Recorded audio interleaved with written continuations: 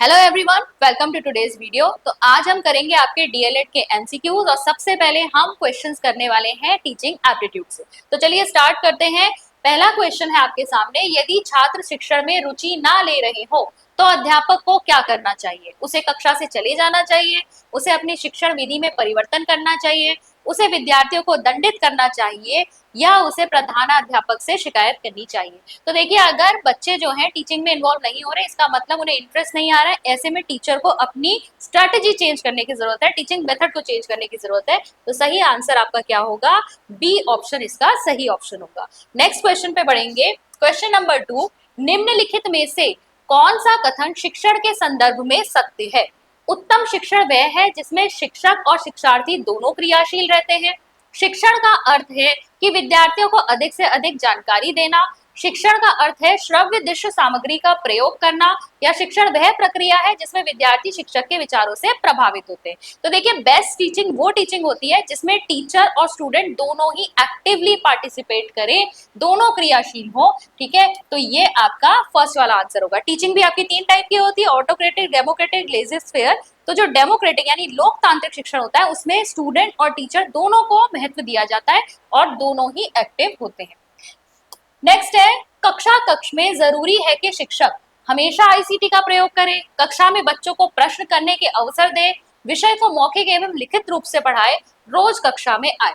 तो देखिए, कक्षागत यानी क्लासरूम में किस चीज की आवश्यकता है? जरूरी नहीं है कि हमेशा आईसीटी का प्रयोग किया जाए, जरूरी नहीं है कि विषय को मौखिक और लिखित, आपके बहुत तरीके हो सकते हैं कि आप दोनों तरीके से पढ़ाए तभी वो सही होगा, या रोज कक्षा में आए तभी जो है इसको सही माना जाएगा। लेकिन हाँ, बेस्ट आंसर यहाँ पर क्या है कि आपको बच्चों को क्वेश्चन करने के आंसर जरूर, मतलब क्वेश्चन करने का मौका आपको जरूर देना है। ठीक है, क्योंकि आप बच्चे जो हैं तभी पार्टिसिपेट करेंगे टीचिंग में। नेक्स्ट क्वेश्चन पे चलेंगे। बाल केंद्रित शिक्षा का अर्थ है बच्चों को खेल विधि द्वारा पढ़ाया जाए, बच्चों के अनुभवों, उनके स्वरों और उनकी सक्रिय सहभागिता को प्राथमिकता देना, बच्चों को आकर्षक पुस्तकों से पढ़ाया जाए या बच्चों को स्नेह और मृदु भाषा में पढ़ाया जाए। तो इसका आंसर भी देखिए, इस तरीके के जितने भी क्वेश्चन है हम उसमें आंसर कौन सा बेस्ट मानेंगे जिसमें बच्चे सबसे ज्यादा सक्रिय हैं, ठीक है, ज्यादा इन्वॉल्व हो रहे। तो इसमें बी ऑप्शन आपका सही है कि बच्चों के अनुभवों को, उनके स्वरों को यानी जो वो कह रहे हैं, और उनकी सक्रिय सहभागिता यानी एक्टिव पार्टिसिपेशन को हमें प्रायोरिटी देनी है। नेक्स्ट क्वेश्चन है क्वेश्चन नंबर 5। कल्पना कीजिए कि आप एक महत्वाकांक्षी अध्यापक हैं, आप कक्षा अध्यापन के विषय में अत्यंत ऊंचा आदर्श रखते हैं, किंतु आपका कठिन परिश्रम कारगर नहीं होता। इस समस्या के पीछे क्या कारण हो सकता है? तो पहला कारण दिया है कि आपके शिक्षण का स्तर विद्यार्थियों की क्षमता से अधिक ऊंचा है। दूसरा है आपका छात्रों के मध्य जो व्यक्तिगत भिन्नता है वह आपके प्रयास को नष्ट कर देती है। और इसमें ऑप्शन आपके फिर सी है, ए और बी दोनों, या फिर डी है, ए या बी दोनों में से कोई नहीं। तो देखिए, आपने कितने भी आपके ऊंचे स्टैंडर्ड्स हो लेकिन आपको बच्चों के अनुरूप तो बनाना ही पड़ेगा। ठीक है, तो ये हो सकता है कि आपके शिक्षण का स्तर जो है बच्चों की क्षमता से ऊपर हो, ये एक वजह हो सकती है। दूसरा है, ये भी हो सकता है कि जो इंडिविजुअल डिफरेंसेस आपको अपनी कक्षा में देखने को मिल रहे हैं, आपने हाई स्टैंडर्ड के आप पढ़ा रहे हो लेकिन वहां पर कुछ बिलो एवरेज बच्चे भी बैठे हैं, कुछ एवरेज बच्चे भी बैठे हैं, तो वो जो है आपकी बात नहीं समझ पाएंगे। तो ए और बी दोनों ही कारण यहाँ पर हो सकते हैं।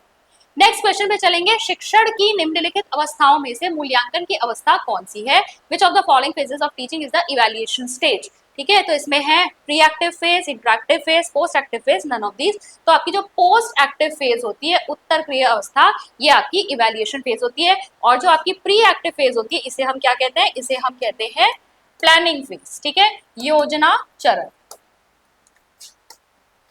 Question number 7। शिक्षक से संबंधित वह कारक जो सीखने वाले की एकेडमिक उपलब्धि को प्रभावित करते हैं।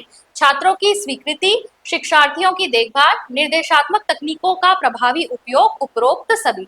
तो टीचर से रिलेटेड फैक्टर हमें बताना है जो एक तरीके का ऐसा फैक्टर है जो बच्चे की लर्निंग को इन्फ्लुएंस करेगा। तो बिल्कुल हर तरह के छात्रों को आपको स्वीकृत करना, एक्सेप्टेंस होनी चाहिए। शिक्षार्थियों की देखभाल, आपको क्लास में केयरिंग एटीट्यूड बच्चों की तरफ रखना है और इस इफेक्टिव यूज करना है इंस्ट्रक्शनल टेक्निक्स का। तो ये सारे ही हो जाएंगे आपके। Next question number 8। कक्षा शिक्षण के दौरान किन बिंदुओं पर अधिक ध्यान दिए जाने की जरूरत है? तो अब आपके पास पॉइंट्स क्या क्या हैं? प्रत्येक बच्चे की प्रतिभागिता सुनिश्चित करना, बिल्कुल होना चाहिए। व्यक्तिगत भिन्नता को समझना, ये भी होना चाहिए। केवल प्रतिभावान विद्यार्थियों के अनुरूप पाठ योजना बनाना नहीं, आपकी कक्षा में जिस भी तरह के लेवल के बच्चे हैं, चाहे वो बिलो एवरेज हो या अबव एवरेज हो, सबके अनुरूप होना चाहिए वो। देन विद्यार्थियों की सीखने की गति के अनुसार पढ़ाना, ये भी सही है। तो यहाँ 1, 2, 4 आ रहा है आपका ऑप्शन, और ये आपका ऑप्शन डी में है, तो डी ऑप्शन करेक्ट होगा। Next question number 9. Which of the following approaches does the teacher adopt to establish democratic values in the classroom?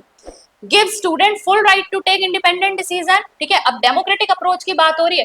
Democratic मतलब लोकतांत्रिक, मतलब बच्चे यहाँ पर आसानी से अपनी बात रख सकते हैं। तो ठीक है, पहला पॉइंट तो सही है, स्टूडेंट को फुल राइट मिलना चाहिए अपने डिसीजन लेने के लिए। सेकेंड है, while taking decisions on any matter he guides the students but does not impose his views on them. तो टीचर मार्गदर्शन दे रहे हैं, लेकिन ऐसा नहीं है कि वही कह रहे हैं कि जो मैं कह रहा हूँ वही करो, ये भी बिल्कुल सही है। He will do every work in the class on the basis of majority. जो टीचर है कक्षा में सारी वही वाली एक्टिविटीज या कार्य करवाएगा जिसमें सभी बच्चे जो है वो सहमत हो, तो मेजोरिटी या अधिकतर बच्चे जिसमें सहमत हो, तो ये ऑल ऑफ द अबव होगा। डेमोक्रेटिक वैल्यू जो है हमें यहाँ तीनों में दिखाई दे रही है। नेक्स्ट है question number 10, what is the meaning of principle of activity of education? तो यहाँ पर है, the teacher should be very active in the class, students are active, they should be given the opportunity to learn by doing. Then third है, active student should be kept busy in work, otherwise they become indisciplined. All of the above. तो देखो principal of activity तो ये कहता है आपका क्रियाशीलता का सिद्धांत, कि बच्चे जो होते हैं वो एक्टिव रहते हैं और उनको हमें क्लासरूम में क्या रखना चाहिए, पार्टिसिपेट करवाना चाहिए, उन्हें गतिशील रखना चाहिए, क्रियाशील रखना चाहिए। और ऑब्वियसली एक अच्छी टीचिंग तभी होगी जब टीचर और स्टूडेंट दोनों ही एक्टिव होंगे। तो यहाँ पर ये वाला पॉइंट भी सही है कि टीचर को भी एक्टिव होना चाहिए, ये भी सही है कि स्टूडेंट्स एक्टिव होते हैं और उन्हें अपॉर्चुनिटी देनी चाहिए लर्निंग बाय डूइंग की। और ये भी कहीं ना कहीं सही है कि अगर एक्टिव स्टूडेंट्स हैं तो हमें बिजी रखना चाहिए काम में, जिससे कि वो इनडिसिप्लिन ना हो।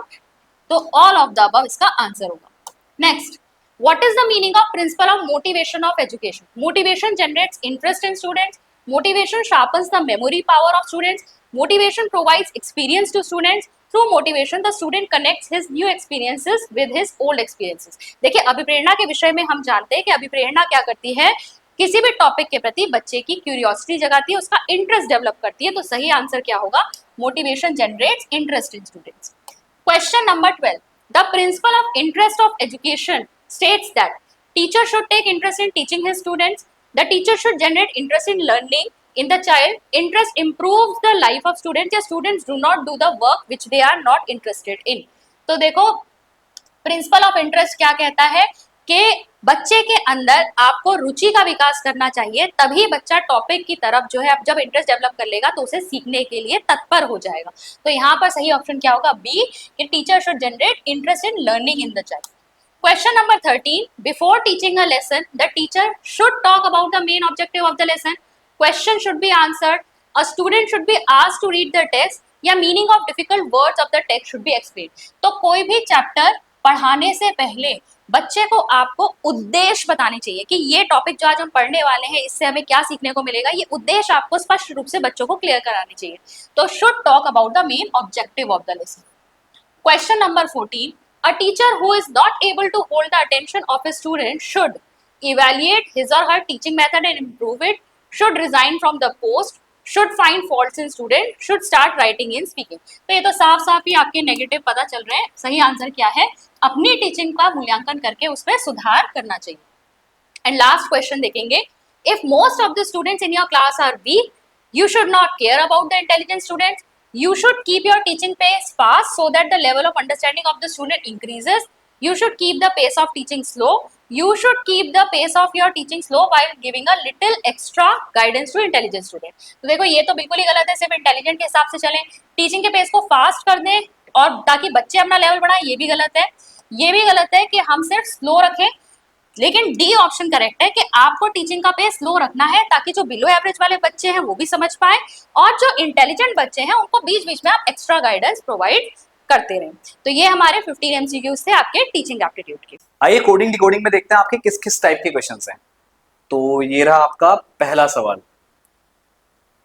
इन SCHEME is coded as TDIFNF, then what is the code for WONDER? तो अगर मैं SCHEME स्कीम की बात करूं तो यहाँ पे है आपका इसका कोड TDIFNF, राइट।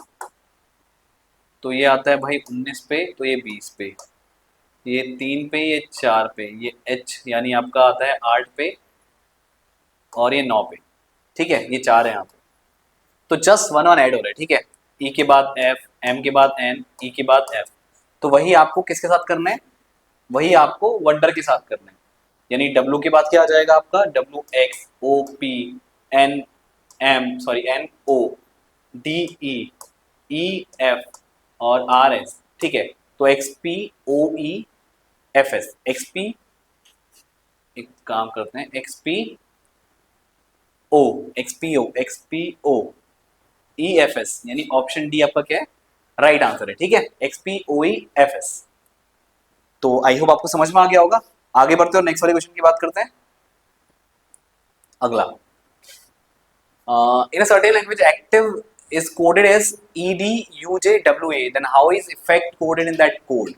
तो एक्टिव है ACTIVE, ठीक, इसका कोड क्या है EDUJWA। तो इसको किस तरह करेंगे आप, ए 1 पे, ये 5 पे, ये 3 पे, ये 4 पे, ठीक, ये 20 पे और ये आपका 22 पे, सॉरी 21 पे, STU EDU है ना, हाँ यू, ये 21 पे, ये आई के बाद J, V के बाद W, E और A। तो इसका मतलब क्या है, इसने A और E को इंटरचेंज किया है, ठीक है, बाकी बीच के जो हैं वो एक एक आगे हैं, मतलब ये बीच के यहाँ तक का, सिर्फ B तक का, इसमें सिर्फ एक जुड़ गया है, बाकी आगे के जो लेटर हैं, आगे और पीछे के, वो इंटरचेंज हो गए, दैट्स इट। तो यहाँ पे पूछा क्या है इसका इफेक्ट का आपको बताना है। तो टी और ई आप कर दो, ई के बाद एफ के बाद क्या आएगा, F G sorry E F G, ठीक है, हाँ जी जी एफ और D, T G G F D E, T G G F D, यानी ऑप्शन बी क्या है आपका राइट आंसर है। तो आई होप आपको क्लियर होगा कि किस तरह से क्वेश्चन सॉल्व हो रहे हैं। आगे बढ़ते हैं। Registration is coded in the certain code language. If the word registration is coded as TSIGERNOITAR, then how is word KCAMPFIRE coded in that language? REGIS, REGIS, ठीक है, GIS T। तो एक सेकेंड, ये तो बहुत इजी लग रहे हैं। यहाँ पे ये देखो, ये देखना यहाँ पे, अगर मैं यहाँ से जाऊं, ठीक है, ध्यान से समझना, आप देख रहे हैं TSI उल्टा जा रहा हूं यहाँ से मैं, TSI GR 1 2 3 4 5 6, 1 2 3 4 5 6, ऐसी मैं इसके साथ भी करूंगा, CAMPFIRE 4 है, तो ये कहां से जाएगा, PMAC, PMAC कहीं दिख रहा है, PMAC दिख रहा है, और किसी में PMAC नहीं है, तो आपका बी ऑप्शन ही करेक्ट बनेगा। बाकी आप इसको भी करेंगे, क्या लिखा है इसने, रजिस्ट्रेशन ना, तो आपने यहां तक तो कर लिया, TSIGRE सॉरी, उसके बाद आप करेंगे NOITRA,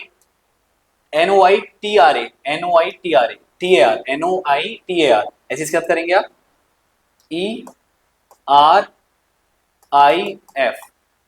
ERIF, ठीक है। तो आई होप आपको समझ में आ गया होगा, ऑप्शन बी आपका राइट आंसर है। आगे बढ़ते हैं। अल्फा का कोड दिया है, देखो अल्फा, अच्छा ये भी आसान है, ए है, ए 1 पे आता है, इसमें 100 जोड़ दो 101 हो जाएगा। एल जो है वो 12 पे आता है, 100 जोड़ दो 112। पी 16 पे आता है, फिर 116 हो गया 100 जोड़ के, इस तरह 108, इस तरह 101, ठीक है, क्योंकि आपका एच जो आता है वो 8 पे आता है, तो 108 हो गया, और ए 1 पे आता है तो 101 हो गया। तो बीटा का क्या बनेगा आपको बताना है, तो 102, 105, 120, फिर 101, 102, 105, 120, 102, 105, 120 और 101, यानी ऑप्शन सी इज करेक्ट, ठीक है। आगे बढ़ते हैं और नेक्स्ट वाले क्वेश्चन की बात करते हैं। Rose is coded as 3856, chair is coded as 89763 and PREACH is coded at 236789. Then what will be the code for search, SEARCH? तो भाई इतने सारे आपको कोड दिए हुए हैं उसने, तो इसका मतलब ये है कि इन्हीं में से आपको आंसर चूज करना है, हमको निकालना किसका है, what is the code for एक सेकंड, क्वेश्चन शिफ्ट हो गया आई थिंक। ठीक है, ये तो देखिए आपको किसका कोड निकालना है, सर्च का, तो आपको इसी में से ढूंढना होगा। तो एस का कोड क्या, देखो एस का कोड कहां मिलेगा, तीसरे नंबर पे, search, sorry S R O S E, तो 5। ई का कोड लास्ट में देखो, ई 6, आप समझ रहे हैं ना, आर का कोड 3, ओ का कोड 8, एस का कोड 5 और ई का कोड 6, राइट। तो इसका मतलब ये मत जाना इजॉटी करके आपका चलेगा काम, क्योंकि यहाँ पे अब नंबर के अकॉर्डिंग नहीं है, तभी उसने इतनी सारी वैल्यूज आपको, इतनी सारी वैल्यूज के कोड आपको दिए हैं, ताकि आप यहाँ से उनके नंबर के कोड निकाल लें। तो ये आपका आ गया ए का क्या होगा, तीसरे नंबर पे है 7। उसके बाद आर, आर का क्या है भाई, चेयर, चेयर के लास्ट में 3 आ रहा है, ठीक है। उसके बाद सी, सी का कोड सी यानी 8। और उसके बाद क्या है, एच, एच का कोड क्या है भाई, C H A I R, C H यानी 9, सेकंड पे 9 है, और यहाँ पे आपका एच है, ठीक है। तो 567 389, 567 389 यानी option D is correct. I hope ये भी आप समझ गए होंगे। आगे बढ़ते हैं, नेक्स्ट वाले क्वेश्चन की बात करते हैं। COMPUTRONE, ठीक है, इन द सर्टेन लैंग्वेज, इसका कोड कितना है आपका, PMOCTUENOR। How is advantages written in that code, COMP, देखो COMP है तो उसने लिखा है COMP ऐसे, तो ऐसी आपका UTR, UTR, अब UT ने UT को TU कर दिया, ठीक है, TU, फिर TU करने के बाद RONE है, इसने कर दिया इसको ENOR, ENOR, तो आप भी समझ गए होंगे, इसके साथ भी ऐसे ही करना है।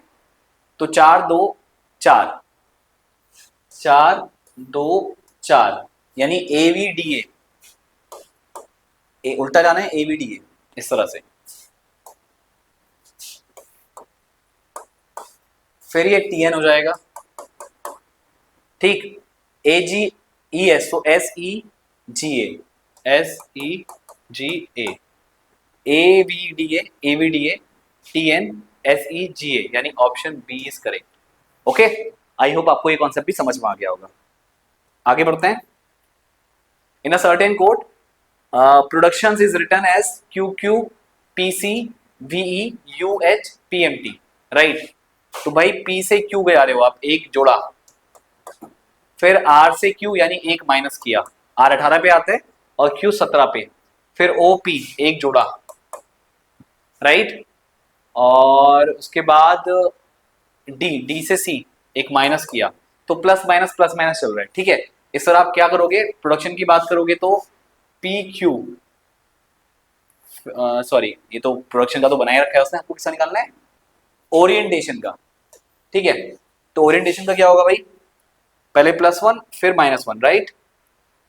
तो ओ पी, आर में एक माइनस करेंगे तो क्यू, फिर आई में प्लस करेंगे जे, ई में माइनस करेंगे डी, फिर प्लस, फिर माइनस, फिर प्लस, फिर माइनस, फिर प्लस, फिर माइनस, फिर प्लस, तो P Q J D, P Q J D O S B,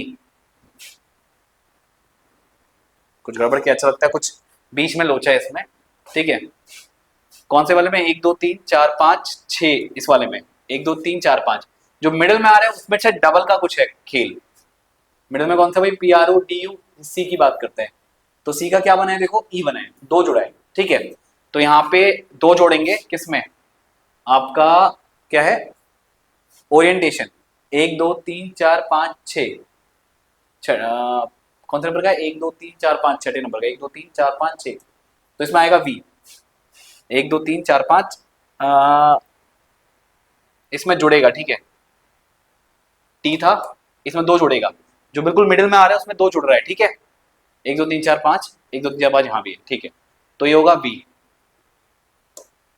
तो PQJDOV, PQJDOV, BSJNO, BSJNO यानी ऑप्शन सी, हाँ सॉरी सॉरी सॉरी माफ करना, PQJD, एक सेकेंड पहला वाला है, सॉरी माफ करना, PQJD O, ठीक, V, ठीक है, V है। उसके बाद BSJNO, हाँ ठीक है, ऑप्शन ए इज करेक्ट। बहुत ध्यान से चेक करना होता है, कभी कभार निकालने के बाद भी आप गलत ऑप्शन टिक कर देते हैं और जनरली हो जाता है, तो बहुत ध्यान से आपको टिक करना है। आगे बढ़ते हैं। In a certain code women is written as, ये WO है तो OW, ठीक, ME है, अच्छा M को चेंज नहीं किया, M मिडिल में ऐसी है, EN है तो N ही कर दिया। अब किसके साथ करना है मेरे को, ये नोट के साथ, तो ONT as it is SE, ONTSE, option C is correct. Got it. आगे बढ़ते हैं, नेक्स्ट वाले क्वेश्चन की बात करते हैं। In a certain language SKEW is written as POCY, POCY,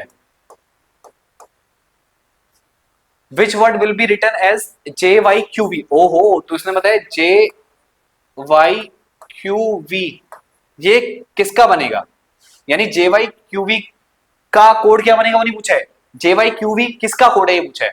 तो देखिए 19 पे आता है, तो ये कितने पे, 16 पे, तो ये J आपका कितने पे आता है, 10 पे, तो 3 माइनस करो एक सेकेंड, 3 प्लस करो, ऊपर जाना है आपको, तो 13, यानी कि ये O आता है कितने पे, 16 पे, हाँ ये आता है आपका, एक सेकंड गड़बड़ हो गया, हाँ P16 पे, ये 15 पे आता है, सॉरी माफ करना, सही चल रहा है, कोई दिक्कत की बात नहीं। तो ये क्या आया, तो J के यानी 4 माइनस कराया आपने, तो ये 11 आया। तो ये Y आपका 25 पे आता है, 4 माइनस करो 21, तो U आएगा।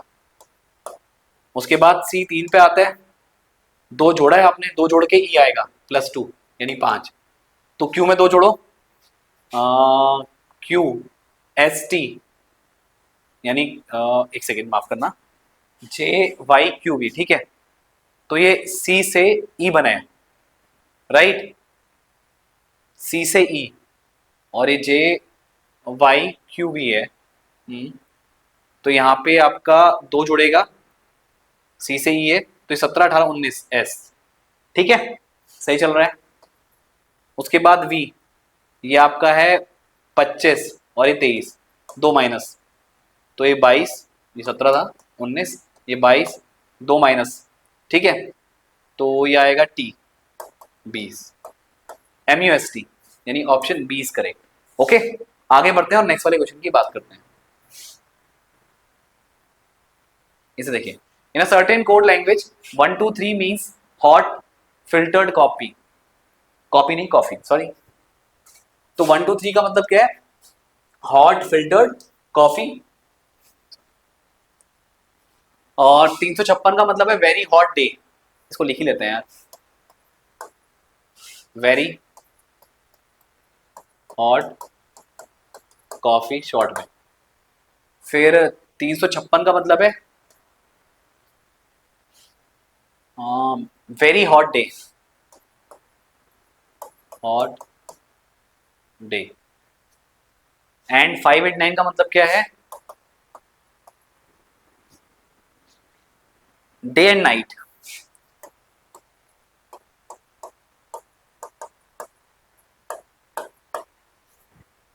तो आपको बताना है कि इसमें how will very be coded as in that code language, ठीक है। तो भाई वेरी 2 जगह मिले ना, अच्छा हॉट फिल्टर कॉपी है, हॉट फिल्टर्ड,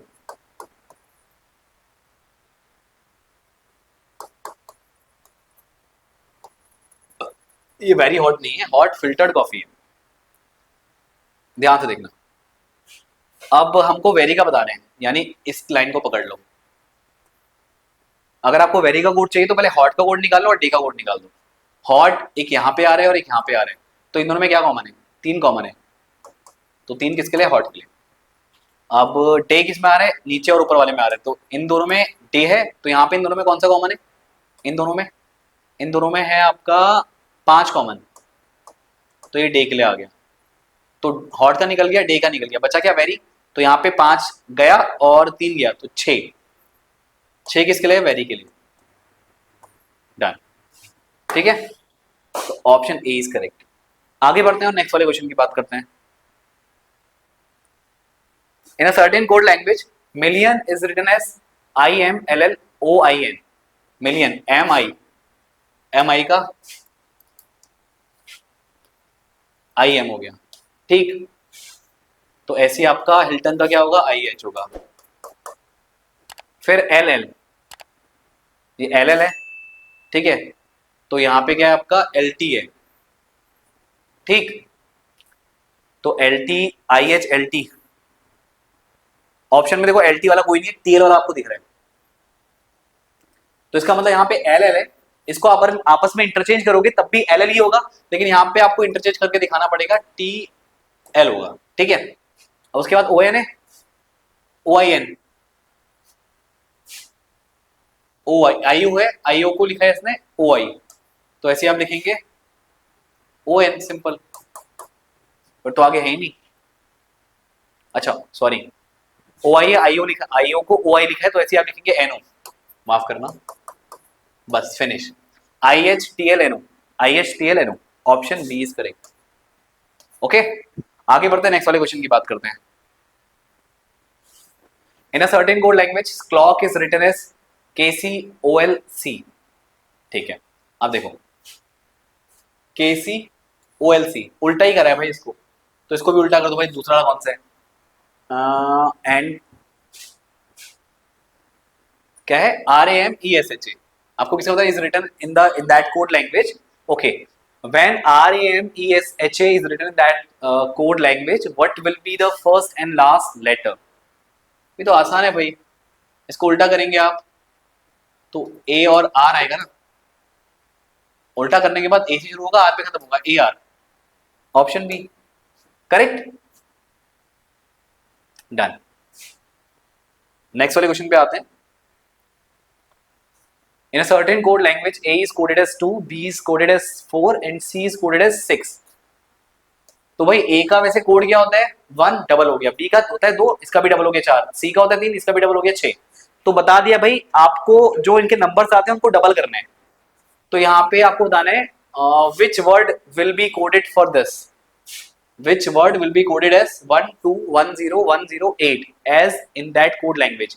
तो 12 यानी 6, 6 का डबल 12 यानी 6 पे क्या आता है 10, यानी 5 का डबल है तो ई 5वें पे आता है, और फिर 10 है तो फिर ई, और 8 यानी 8 का था 4, 4 पे डी, फीड।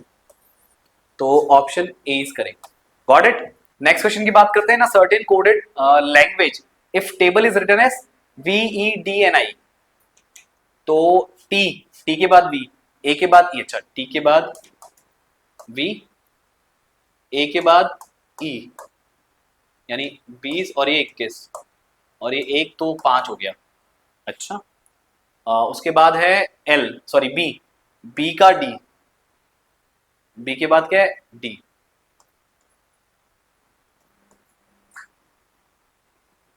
अच्छा ये 22 पे आता है, माफ करना, दो का गैप है, ठीक है। तो ये 2 और ये 4 पे आया है। उसके बाद एल, एल 12 पे आता है, तो ये 14 पे आएगा, यानी कि एम, सॉरी एन, एन, ठीक है। फिर ई के बाद ई 5 पे आता है, तो आई, आई आता है 9 पे।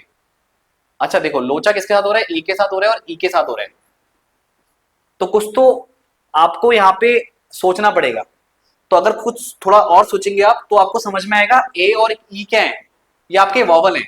इसके अलावा जो टी बी एल है ये आपके कॉन्सोनेंट है, तो कॉन्सोनेंट में 2 ऐड हो रहा है और वॉवल में आपका नेक्स्ट वाला वॉवल आ रहा है, यानी ए है, ए के बाद में कौन सा वॉवल आता है, ई आता है, और यहाँ पे ई है, ई के बाद में कौन सा वॉवल आता है, आई, तो उसके बाद जो नेक्स्ट वॉवल आता है वो वहां पे लिखा है।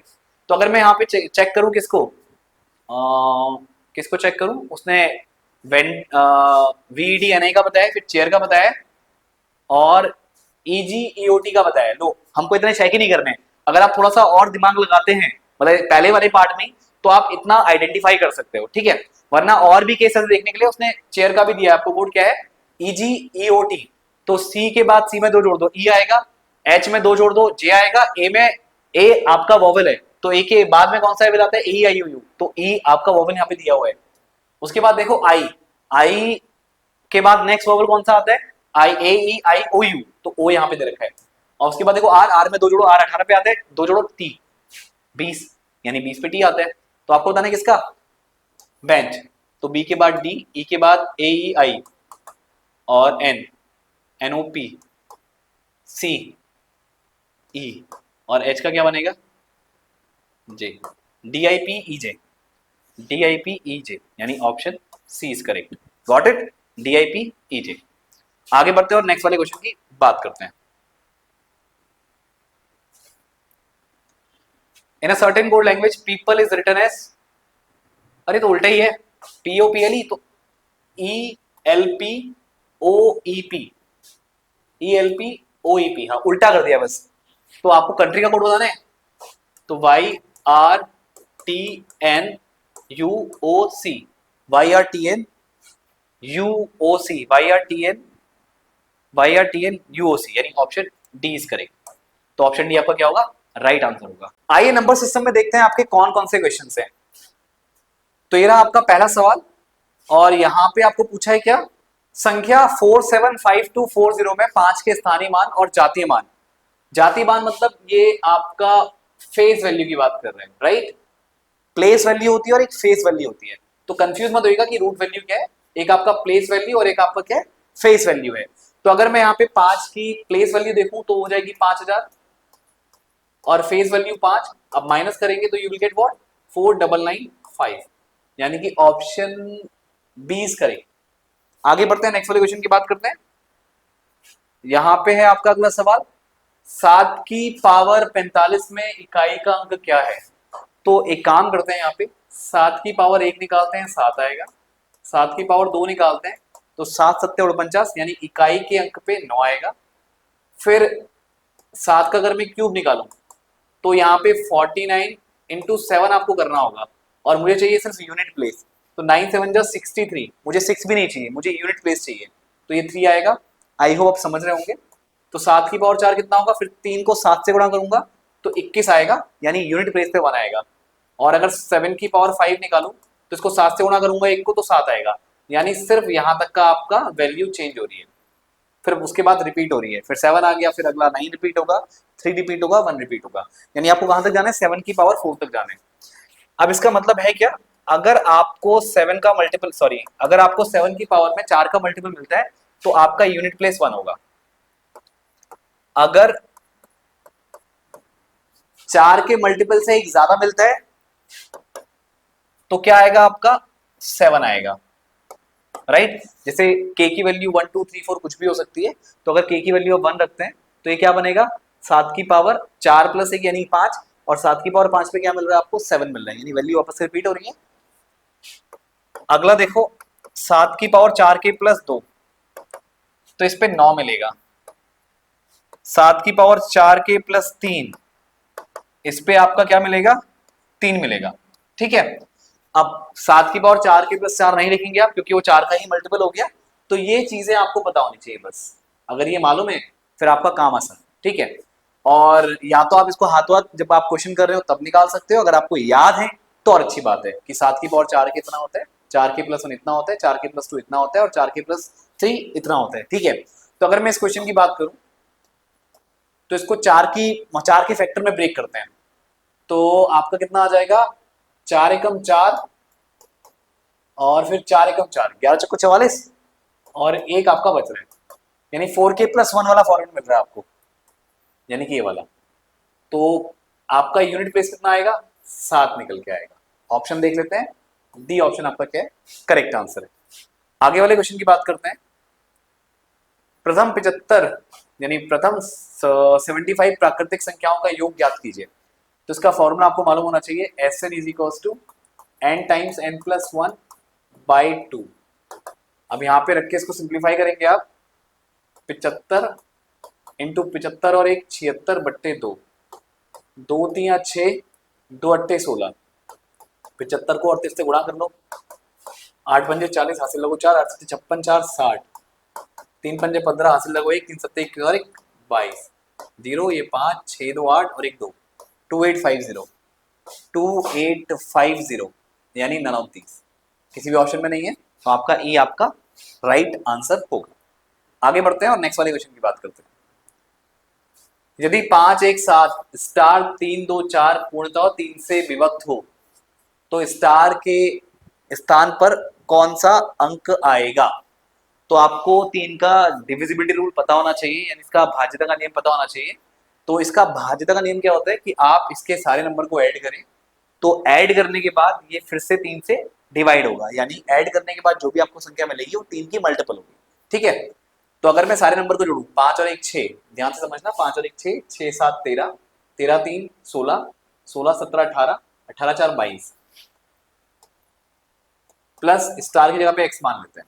ठीक है, तो मुझे x कितना चाहिए, x की मिनिमम वैल्यू क्या हो सकती है जिससे आपका जो नंबर आपको मिले, x की मिनिमम वैल्यू के जो आपको नंबर मिले वो 3 से डिवाइड हो जाए। तो यहाँ पे 22 के बाद देखो 21 के बाद अगला 3 का मल्टीपल 24 होता है, यानी इस पूरे की वैल्यू 24 होनी चाहिए। तो इसको अगर 24 होना है तो x का मान कितना रखना पड़ेगा, 2 रखना पड़ेगा। तो यहाँ पे कितना आ जाएगा, 24 आ जाएगा और ये 3 से डिवाइड हो जाएगा। ठीक, तो 24 आपको पता होना चाहिए, 3 का मल्टीपल है और आई होप पता होगा। तो यहाँ पे x का जो मिनिमम वैल्यू निकल के आएगा वो 2 निकल के आएगा, यानी ऑप्शन सी आपका राइट आंसर होगा। ठीक है, आगे बढ़ते और नेक्स्ट वाले क्वेश्चन की बात करते हैं। अगला सवाल है आपका, स्टार का छोटे से छोटा मान क्या होगा जिसके लिए संख्या पूर्णतः 11 से विभक्त हो जाए। ठीक है, यानी 11 से डिविजिबल हो। तो इसमें ऑल्टरनेट आपको चलना होता है, ऑल्टरनेट समझ रहे हैं आप। 9 प्लस 3 प्लस 5 को जोड़ेंगे और दूसरा पेयर क्या बनेगा ऑल्टरनेट में, 7 1 और स्टार, स्टार हमको मालूम नहीं है, 7 और 1 8 और स्टार की जगह एक्स ले लेते हैं। 9 3 12, 12 5 17। ठीक, 7 और 1 8, 8 प्लस एक्स, तो इन दोनों का डिफरेंस निकालते हैं। 17 में से 8 गया 9 और ये 9 माइनस एक्स, करेक्ट। अच्छा एक सेकेंड माफ कीजिएगा, ये 11 होगा आपका। 9 3 12, 12 5 17। ठीक, और एक 3 5, एक सेकेंड, 9 3 5 ठीक है, और 7 1 स्टार, 9 3 5, एक सेकेंड रुकिएगा दोबारा चेक कर लेते हैं इसको, जल्दबाजी में गड़बड़ नहीं होनी चाहिए। 9 3 फिर 5 फिर 6, एक नंबर मैंने मिस कर दिया था। ठीक, 9 3 5 6 और यहाँ पे आपका आ जाएगा 7 1 और स्टार। ठीक, स्टार को x मान लेते हैं। 9 3 12, 12 5 17, 17 6 23 माइनस 7 और 1 8 प्लस x, दोनों का डिफरेंस निकालो, क्योंकि इन दोनों का डिफरेंस आपका या तो 0 हो या फिर क्या होना चाहिए, 11 का मल्टीपल होना चाहिए। तो 23 में से आपका 8 गया तो ये आपको बचेगा 3 2 5, राइट। 23 में से आपका 8 जाएगा तो अच्छा सॉरी माफ करना गड़बड़ हो गई है, 23 में से आपको 8 माइनस करना है, तो 13 में से 8 गया 5 और यहाँ पे आपका 1 बचा तो ये 15, 15 माइनस एक्स हो जाएगा। तो अगर ये 11 का मल्टीपल हो, इसके लिए आपको क्या चाहिए, x का वैल्यू, मिनिमम x का वैल्यू कितना होना चाहिए, 4, क्योंकि 15 में से आप 4 माइनस करेंगे तब जाके आपको 11 मिलेगा और 11 क्या है, खुद का मल्टीपल है, करेक्ट। तो मिनिमम x की वैल्यू कितनी हो सकती है, 4। तो यहाँ पे x का मान यानी स्टार का मान कितना होना चाहिए, 4। तो यहाँ पे ऑप्शन में है ही नहीं, तो ऑप्शन ई आपका क्या होगा, राइट आंसर होगा। आई होप गाइस ये क्वेश्चन आपको समझ में आ रहा होगा। ठीक है, तो इस तरह से आपको ध्यान से ऐसे क्वेश्चंस को सॉल्व करना है। तो यहाँ पे आपका कितना, अच्छा एक सेकेंड, हाँ ठीक है, ऑप्शन ई आपका क्या होगा, राइट आंसर होगा। ऑप्शन में कभी गलती से ये मत सोचना कि 5 कर दूं या 3 कर दूं, क्योंकि अगर आपको अपनी मेथड पे भरोसा है कि जो आप कर रहे हैं सही है तो उसमें नन ऑफ दीज का ऑप्शन भी होता है, तो वो भी आपको टिक करना होता है। ठीक है, तो जल्दबाजी में गड़बड़ मत कीजिएगा। आगे बढ़ते हैं और नेक्स्ट वाले क्वेश्चन की बात करते हैं। ये रहा आपका अगला सवाल, if x is an even integer then which of the following statement will be true. तो x एक प्राइम नंबर होगा, अगर एक इवन इंटीजर है, भाई इवन इंटीजर एक दो ही तो है जो प्राइम नंबर है, इसके अलावा अगर प्राइम नंबर नहीं हुआ, अगर 2 के अलावा कोई और इवन इंटीजर हो गया तो प्राइम नंबर नहीं होगा, तो ये केस हमेशा सत्य नहीं होगा, this case is not always true. X square plus 4 is an even integer, अगर x का मान आपका, अच्छा ठीक है, अगर x एक इवन इंटीजर है तो यहाँ पे आप 2 लो, 2 का स्क्वायर 4, 4 4 8, आप 4 लो, 4 का स्क्वायर 16, 16 4 20, आप 6 लो, 6 का स्क्वायर 36 4 40, आपको हमेशा ये क्या मिलेगा, एक इवन इंटीजर ही मिलेगा। ठीक है, तो ये चीज हमेशा आपकी सत्य रहेगी। आगे और भी पढ़ लेते हैं, x is a composite number, अगर भाई x 2 हो गया, 2 क्या है, इवन नंबर है, एक इवन इंटीजर है, लेकिन ये कंपोजिट नंबर नहीं है, ये आपका प्राइम नंबर है। कंपोजिट नंबर और प्राइम नंबर में डिफरेंस क्या है, प्राइम नंबर के सिर्फ दो ही फैक्टर होते हैं, एक तो खुद वो नंबर और एक 1, और जो कंपोजिट नंबर होते हैं उसमें खुद का नंबर और 1 के अलावा कुछ और भी नंबर्स होते हैं, ठीक है। तो ये आपका अगर 2 होता है तो ये एक प्राइम नंबर होगा, कंपोजिट नंबर नहीं होगा, तो ये केस भी ऑलवेज ट्रू नहीं है, ये ऑलवेज ट्रू नहीं है, ये ऑलवेज ट्रू नहीं है। लास्ट और देख लेते हैं, x square minus 1 is an even integer. अगर x का मान 2 है, 2 का स्क्वायर 4 माइनस 1, तो ये 3 आ रहा है, तो ये क्या है आपका ऑड, इवन इंटीजर नहीं है, तो ये भी आपका गलत है। और नन ऑफ दिस का भी बात ही नहीं है यहाँ पे, क्योंकि हमको एक करेक्ट वाला जो ऑलवेज ट्रू है वो मिल चुका है, जो कि ऑप्शन बी है। तो ऑप्शन बी क्या होगा आपका राइट आंसर होगा, ठीक है। आगे बढ़ते हैं और नेक्स्ट वाले क्वेश्चन की बात करते हैं। 36 की power 15 minus 1 is exactly divisible by which of the following. तो एक चीज ध्यान रखिएगा, a की पावर b माइनस, अच्छा एक सेकेंड, a की पावर n, दोबारा लिख लेते हैं, a की पावर n माइनस b की पावर n, ये हमेशा a माइनस b से डिविजिबल होता है, ठीक। अब ये आपका ये वाला फॉर्मेट है, कैसे समझो, ये 36 की पावर 15 है और 1 को आप 1 की पावर 15 लिख सकते हो, ठीक है। तो यही फॉर्मेट बन रहा है, और ये किससे डिवाइड होना चाहिए, ये 36 माइनस 1 से डिवाइड होना चाहिए। यानी ये जो आपका 36 की पावर 15 माइनस 1 है, ये आपका 35 से तो डिविजिबल होगा ही होगा, लेकिन ऑप्शन में कहीं भी 35 आपको नहीं दिया हुआ है, तो इसका मतलब ये नहीं कि आंसर गलत है। यहाँ पे अब आप देखो कि 35 किससे डिविजिबल है, अगर ये नंबर 35 से डिविजिबल है तो पक्का 35 के फैक्टर से भी क्या होगा, डिविजिबल होगा। तो यहाँ पे 35 का फैक्टर कौन सा है, 6 नहीं है, 7 35 का फैक्टर है, ये गलत हो जाएंगे, ठीक है। तो ऑप्शन बी क्या होगा आपका राइट आंसर होगा। आगे बढ़ते हैं और नेक्स्ट वाले क्वेश्चन की बात करते हैं। ये रहा आपका अगला सवाल, एक व्यक्ति के पास कुछ मुर्गियां और कुछ गायें हैं, इनके सिरों की संख्या 48 तथा पैरों की संख्या 140 है, तो मुर्गियों की संख्या होगी। तो ध्यान दीजिएगा, यहाँ पे अगर मुर्गियों को हम x मान लें और गायों को y मान लें, तो ये आपके सर कितने हो गए, 48, ठीक है। आपके सर नहीं, इन दोनों के मिलाकर के सर कितने हो गए, 48। पैरों की संख्या, अगर मुर्गियों की बात करें तो मुर्गियों के कितने पैर होते हैं भाई, 2 पैर होते हैं, और अगर गाय की बात करें तो उसके 4 पैर होते हैं। तो 2x प्लस 4y, यहाँ पे हमने x और y क्या ली है, x है यहाँ पे कि मुर्गियों की संख्या, और y है यहाँ पे गायों की संख्या। तो 2 इंटू एक्स क्यों किया है, क्योंकि मुर्गी के 2 पैर होते हैं, इसलिए 2 into x will give you total number of पैर, total number of foot of hen. और अगर हम काउ की बात करें तो टोटल नंबर ऑफ फूट कितने आएंगे, या फीट कह लो आप, ठीक है, प्लूरल है क्योंकि एक टांग नहीं है, टांगे हैं, ठीक है। तो यहाँ पे कितने फीट है 2x, और यहाँ पे कितने फीट है 4y, तो दोनों को ऐड करके कितना आना चाहिए 140, तो यहाँ पे 140। अब आपको सिंप्लीफाई करना है और क्या निकालना है, यहाँ पे आपको निकालनी है मुर्गियों की संख्या, यानी आपको x का वैल्यू चाहिए। तो एक काम करते हैं, हम y को एलिमिनेट करने की कोशिश करते हैं। तो अगर मैं पहली वाली इक्वेशन को 4 से मल्टीप्लाई कर दूं तो ये कितनी हो जाएगी 4x, फिर ये 4y, और ये 4 अट्ठा 32, हासिल लगो 3, 4 चक्को 16, 3 19, ठीक।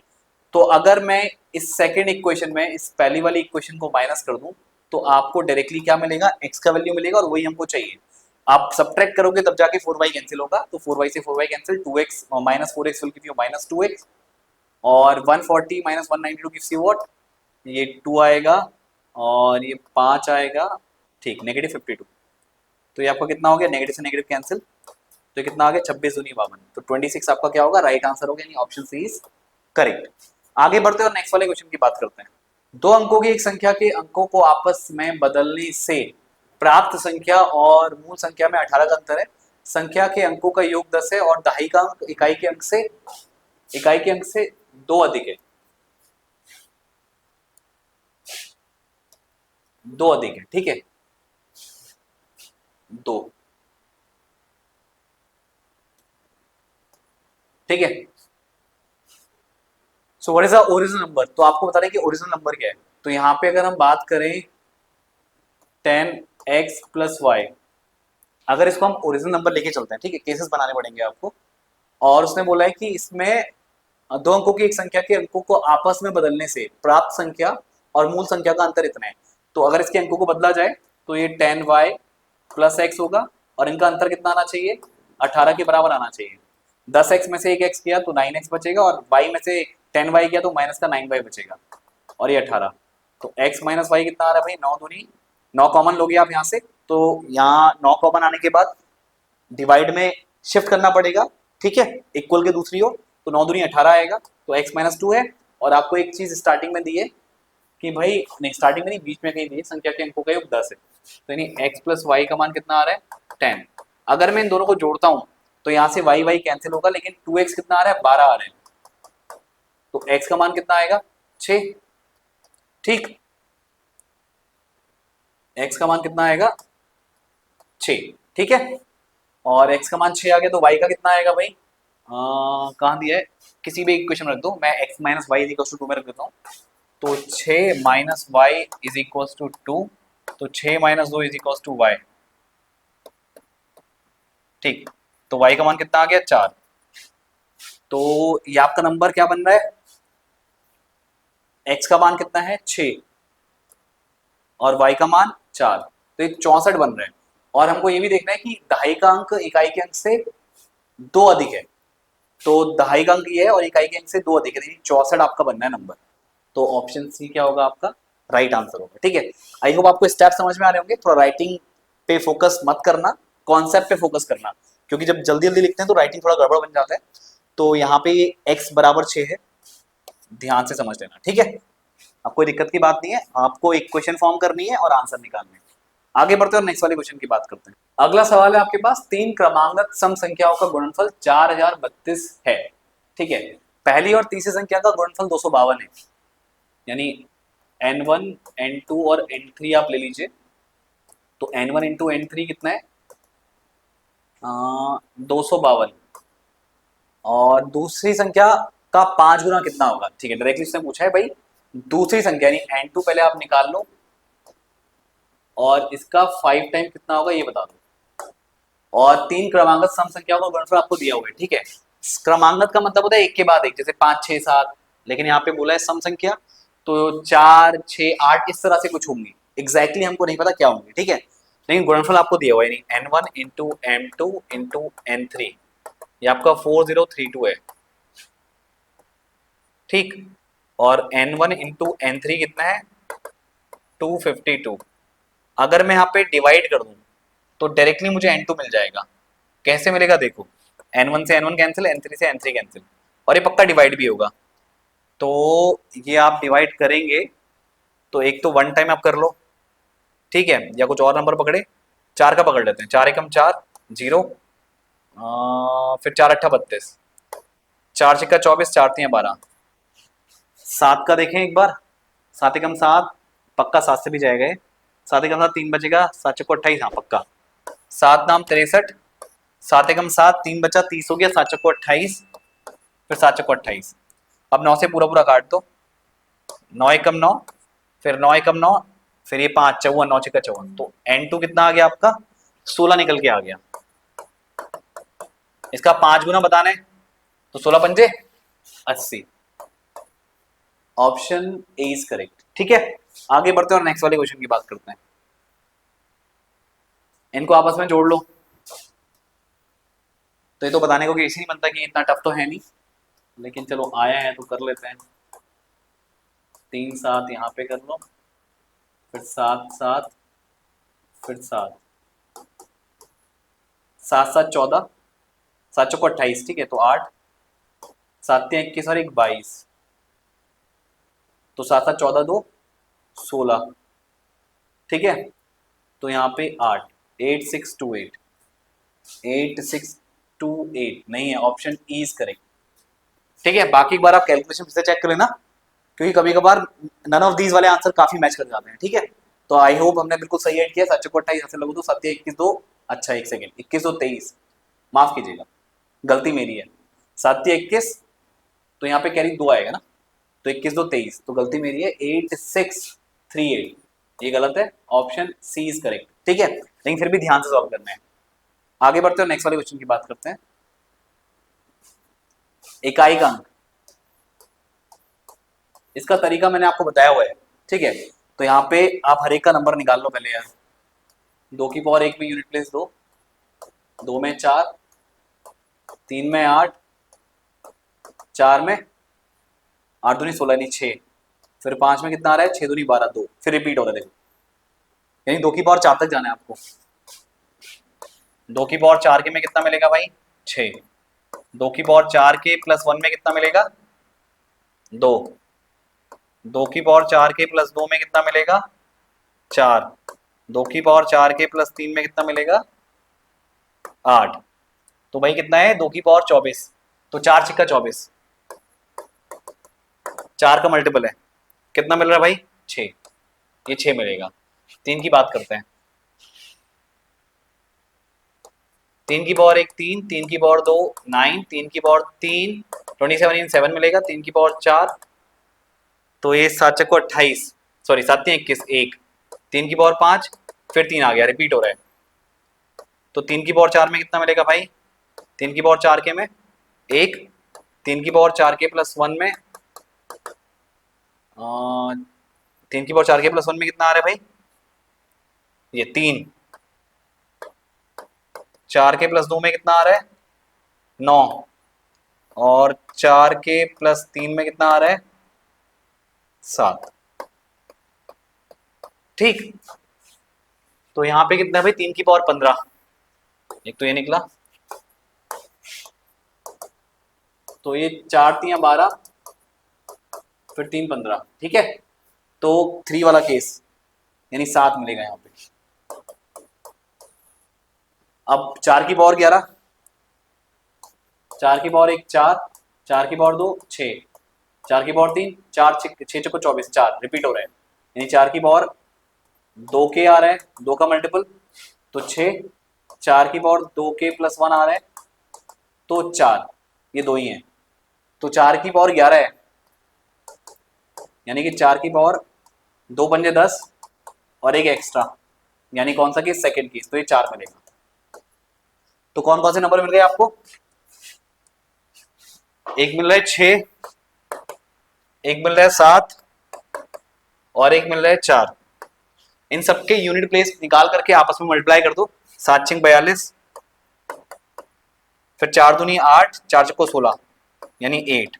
यूनिट प्लेस पे कितना आ रहा है? 8। तो option C is correct. Got it? आगे बढ़ते हैं, नेक्स्ट वाले क्वेश्चन की बात करते हैं। कई संख्या को 5 से भाग देने पर शेषफल 3 प्राप्त होता है। कई संख्या को 5 से भाग देने पर शेषफल 3 प्राप्त होता है, उसी संख्या के वर्ग को 5 से भाग देने पर शेषफल क्या बचेगा? ठीक है, मान लो ये कोई संख्या है, 5 से भाग दे रहे हैं, तो 5 से भाग दोगे कुछ क्वोशिएंट भी आएगा ना, यानी भागफल भी आएगा, लेकिन 3 रिमाइंडर बच रहे हैं। अब इसके स्क्वायर की बात कर रहे हैं, संख्या तो ये है, 5q प्लस 3 के स्क्वायर की बात करते हैं, तो a प्लस बी का स्क्वायर कितना होगा? 25q स्क्वायर प्लस 3 का स्क्वायर 9 और 2ab, तो 5 दूनी 10 3 30, 30q, ठीक है। अब इसको 5 से डिवाइड कर रहे हैं आप, तो भाई यहाँ पे 25 है, 5 पंजे 25 हो जाएगा, ठीक है, 5 से डिवाइड हो जाएगा। ये 30 है, 5 छिक्का 30, ये भी डिवाइड हो जाएगा, लेकिन बचा 9। जब 9 को 5 से डिवाइड करेंगे तो 5 एकम 5, 4 रिमाइंडर बच रहे हैं। बात समझ में आ रही है? तो पूछा गया इसने कि अगर इसके स्क्वायर को 5 से डिवाइड करेंगे तो रिमाइंडर कितना आएगा? ठीक, तो रिमाइंडर कितना आ रहा है? 4 आ रहा है, तो option D is correct. Okay, I hope guys आपको ये क्वेश्चन समझ में आ गया। आगे बढ़ते हैं, नेक्स्ट वाले क्वेश्चन की बात करते हैं। इसे देखो, 24 के 2 भाग इस प्रकार किए जाते हैं कि पहला भाग का 7 गुना तथा दूसरे भाग का 5 गुना मिलाकर 146 हो जाता है, ठीक है। तो भाई एक पार्ट x तो दूसरा कितना हो जाएगा? 24 माइनस एक्स, 2 पार्ट कर रहे हैं, तो पहले भाग का 7 गुना और दूसरे भाग का 5 गुना मिलाकर के कितना हो रहा है भाई? 146। तो पहला भाग क्या है? तो 7x प्लस 5 को 20 हासिल लगो 2, 5 10 12 माइनस 5x बराबर 146। ये 2x बचा और 146 माइनस 120 कितना हो जाएगा? 26। तो कितना आ गया? 13। तो पहला भाग कितना है भाई? 13। Option A is correct. आगे बढ़ते हैं और नेक्स्ट वाले क्वेश्चन की बात करते हैं। 100 और 500 के बीच में कितनी संख्या 11 से पूर्णतः विभक्त होंगी? तो भाई 11 नंबर 99, 11 धाम 110, तो पहला नंबर 100 से 500 के बीच में जो 11 से डिविजिबल होगा वो 110 होगा। अगला फिर 121, 11 11 जोड़ते रहो, फिर कितना होगा? इसमें 11 जोड़ दो 132, और लास्ट में 500 की बात कर रहे हैं, तो यहाँ पे 500 से कम ही आएगा। तो 11 पंजे अगर मैं डिवाइड करूँ इसको, 11 चौको 44, 6 बचा 60, राइट। तो कितना कितना आएगा, 60 है तो 11 पंजे 55, 5 माइनस करना पड़ेगा आपको, 495। अब देखो 11 चौको 44, कितना बचा 5, 11 पंजे 55, तो अगला लास्ट नंबर कितना होगा 495। बस अब आपको बताना है ईपी बन गई है, अर्थमेटिक प्रोग्रेशन। तो an is equal to a plus n minus 1 into T. an कितना है लास्ट टर्म, a 110 और n माइनस 1, d कितना है कॉमन डिफरेंस 11, माइनस करो, ये 5, ये 8, ये 3, n माइनस 1 इंटू 11, 11 से डिवाइड करो, 11 3 33, 11 पंजे 55, n माइनस 1, तो n कितना आ गया भाई 35 और 1 36, ठीक है।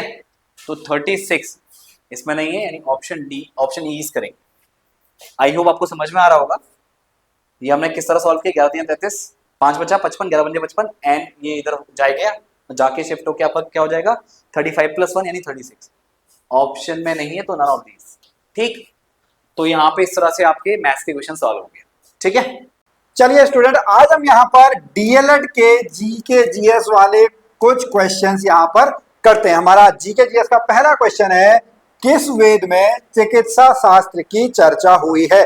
चिकित्सा शास्त्र से यहाँ पर जो मतलब है वह मतलब है औषधियों से रिलेटेड, वह है आपका मेडिसिन से रिलेटेड, जो वनस्पतियां जड़ी बूटियां आपकी होती हैं उनसे रिलेटेड क्वेश्चन आपका पूछा गया। आप सभी को पता है कि जो सबसे पहला लिखित हमको प्रमाण मिला है वह वेदों में मिला है। वेदों में भी सबसे पुराना है वह आपका ऋग्वेद है। ऋग्वेद, यजुर्वेद, सामवेद, अथर्ववेद, 4 हमारे वेद हैं। ऋग्वेद में ईश्वर की महिमा बताई गई है, सामवेद में म्यूजिक के बारे में बताया गया है, यजुर्वेद में बलि कर्मकांड के बारे में बताया गया है, अथर्ववेद में जादू टोना औषधि के बारे में बताया गया है। तो इसका आंसर क्या हो जाएगा, इसका आंसर हो जाएगा ऑप्शन नंबर डी, अथर्ववेद। अगला क्वेश्चन हमारा क्या कहता है, क्वेश्चन आपका है कि लोथल कहां पर है। यह आपने सुना हुआ होगा सिंधु घाटी सभ्यता में, यानी इंडस वैली सिविलाइजेशन में बंदरगाह था। कहां पर है लोथल, लोथल जो है वह गुजरात में है। कहां पर है, गुजरात, भारत में है। सबसे पुराना जो आपका बंदरगाह है गोदीवाड़ा है, वो आपका कहां पर है, वो आपका लोथल में देखने को मिलता है। अगला प्रश्न, यव को किस नाम से जाना जाता है। सबसे पहले जो आपका अनाज है वह जौ है। जौ को ही क्या कहा जाता है, जौ को ही अनाज, सॉरी यव कहा जाता है। क्या कहा जाता है, यव कहा जाता है। Option number C is the right answer. Question number 4 बहुत इजी क्वेश्चन है, इसको तो आप खुद भी कर सकते हैं। सबसे पुराना वेद जो है वो आपका ऋग्वेद है। अब यहाँ पर बहुत सारे एस्पिरेंट के मन में यह क्वेश्चन आ सकता है कि इतने क्या सिंपल क्वेश्चन भी आते हैं। हाँ, उत्तराखंड डीएलएड में आपको इस तरीके के प्रश्न देखने को मिल जाएंगे, लेकिन आपको वहां पे समझना होगा टाइम मैनेजमेंट के बारे में कि कैसे आप जल्दी प्रैक्टिस करें, क्योंकि आपके पास टाइम कम है, क्वेश्चंस ज्यादा है, कट ऑफ ऊपर जाती है। कट ऑफ आपकी 155 के अप्रोक्स जाती है जनरल कैंडिडेट के लिए। आपको ध्यान देना है, तो जल्दी जल्दी आपको जीके में जल्दी जल्दी प्रैक्टिस आपको करनी है। अगले प्रश्न पे चलते हैं, क्वेश्चन नंबर 5। क्वेश्चन नंबर 5 आप यहाँ पे देखिएगा। क्वेश्चन नंबर 5 क्या कहता है, सत्यमेव जयते कहां से लिया गया है। सत्यमेव जयते जो है वह आपका मुंडकोपनिषद से लिया गया है। कहां से लिया गया है, मुंडकोपनिषद से लिया गया है। Option number A. Question number 6, Gautam Buddha को किस स्थान पर ज्ञान की प्राप्ति हुई है। आपको पता होगा बौद्ध धर्म के जो संस्थापक हैं, प्रवर्तक हैं, वह गौतम बुद्ध है। इनके से 4 जगह बहुत फेमस हैं। जन्म लुम्बिनी में हुआ था। जन्म कहां पर हुआ, जन्म लुम्बिनी में हुआ। उसके बाद ज्ञान कहां पर प्राप्त हुआ, ज्ञान प्राप्त हुआ इनको बोध गया में। कहां पर प्राप्त होता है, ज्ञान इनको बोध गया में प्राप्त होता है। पहला प्रवचन कहां पर देते हैं, पहला प्रवचन सारनाथ में देते हैं। मृत्यु कहां पर होती है, मृत्यु कुशीनगर में होती है। ओके, तो यहाँ पर एक क्वेश्चन मैं इससे थोड़ा सा रिलेटेड आपको बताऊं। आपको वैसे ध्यान और मेडिटेशन जो है वो जरूर करना चाहिए अगर आपको अपने जीवन में सफलता प्राप्त करनी है। इनके 4 जीवन दर्शन है। सबसे पहले जो सेंसेशन है वो बुद्ध ने ही बताया, चलिए उसको कभी हम बाद में करेंगे।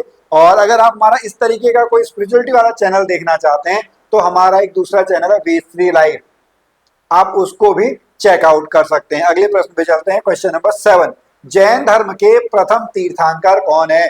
जैन धर्म में 24 तीर्थंकर हुए, 24वें थे महावीर। संस्थापक इसके कौन थे? संस्थापक इसके ऋषभ देव थे। कौन है संस्थापक जो है? वो option number C, Rishabh Dev is the right answer. फिर अगला 8th क्वेश्चन।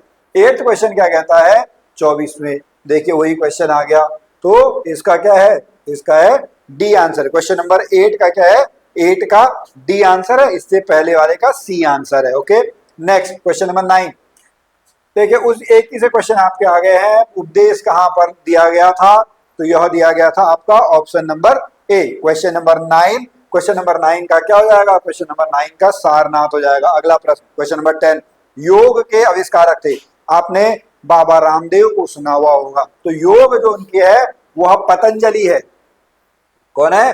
महर्षि पतंजलि ने योग के आविष्कारक थे। उन्होंने 8 वहां पर दिए थे, यम, नियम, आसन, प्राणायाम, प्रत्याहार, ध्यान, इस तरीके की 8 चीजें हैं वो आपका दिया था। अगला प्रश्न क्वेश्चन नंबर 11। क्वेश्चन नंबर 11 आपका क्या कहता है? ये निम्न में से कौन सी परियोजना उत्तराखंड में है? Question number 11। Okay, Tehri hydro dam, Bhagirathi और भिलंगना, भागीरथी और भिलंगना नदी के तट पर है। हाइट इस समय सबसे ऊंचाई पर 260.5 मीटर। यह बन के आपका आ जाएगा ऑप्शन नंबर 11 का A answer. Question number 12।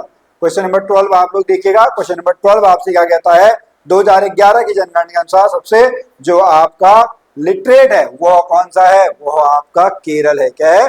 Kerala जो है वो सबसे अधिक शिक्षित राज्य है। उत्तराखंड में देहरादून जिला है। 13th question. कोशिका की खोज किसने की है? तो कोशिका सेल, सेल की खोज आपका रॉबर्ट हुक ने की है। किसने की है? Robert Hooke, option number B. Next question number 14। क्वेश्चन नंबर 14 क्या कहता है? फेसबुक के संस्थापक, अब तो फेसबुक नाम क्या हो गया है? फेसबुक का नाम जो कंपनी है उसका नाम मेटा हो गया है। तो यह कौन है? यह मार्क जुकरबर्ग है। जो सोशल मीडिया साइट्स आपकी है वह यह है 14 का सी। अगला क्वेश्चन नंबर 15। 15 क्या कहता है? The first high court of India established in, कहां पर है? कलकत्ता में है। कहां पर है? कलकत्ता में। तो आपके जीके में 15 में से कितने आए? आप कमेंट में बता सकते हैं। ये जो और सब्जेक्ट है मैथ्स, रीजनिंग या जो आपका चाइल्ड पेडागोजी यानी चाइल्ड एजुकेशन वाला है, पेडागोजी वाला पार्ट है, उसमें कितने नंबर आए ये भी आप हमको बता सकते हैं। अगर आप अभी डीएलएड एग्जाम की तैयारी कर रहे हैं तो आप हमसे जुड़ सकते हैं, नहीं तो इस चैनल को आप सब्सक्राइब कर लीजिए। यहाँ पर इस तरीके के मैराथन क्लासेस अभी आपको रिकॉर्डेड फॉर्म में मिल रही हैं। जब बाद में फॉर्म आ जाएगा, पेपर आने वाला होगा, तो हम हर बार की तरफ पिछले 2 साल से हम रेगुलर बेस पे आप लोगों के लिए मैराथन क्लासेस लेके आए। तो इस चैनल को जरूर आप सब्सक्राइब करें।